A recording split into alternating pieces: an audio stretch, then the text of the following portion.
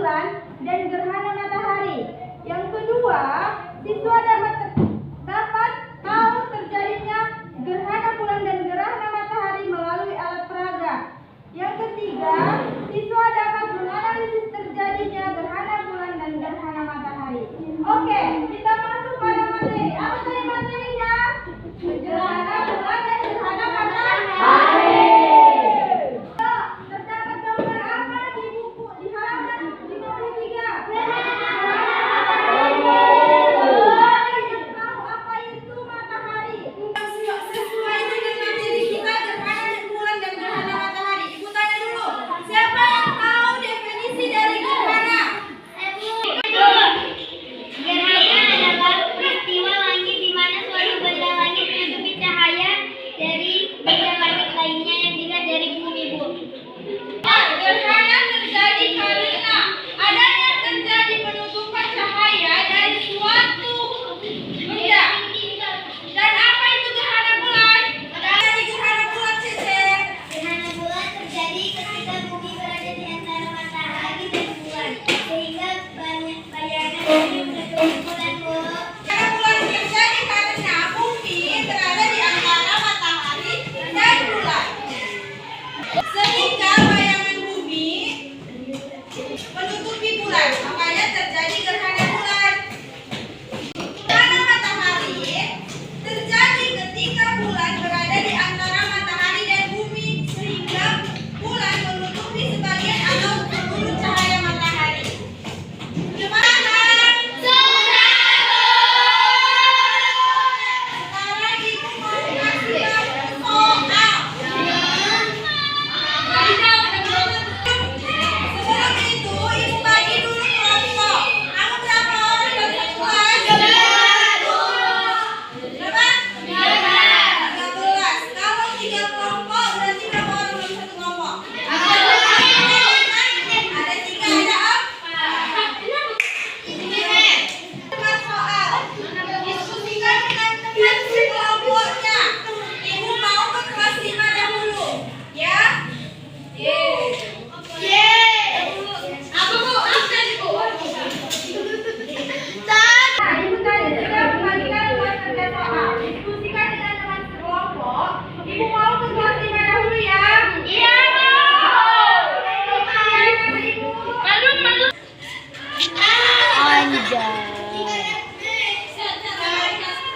Ke video. Assalamualaikum warahmatullahi wabarakatuh.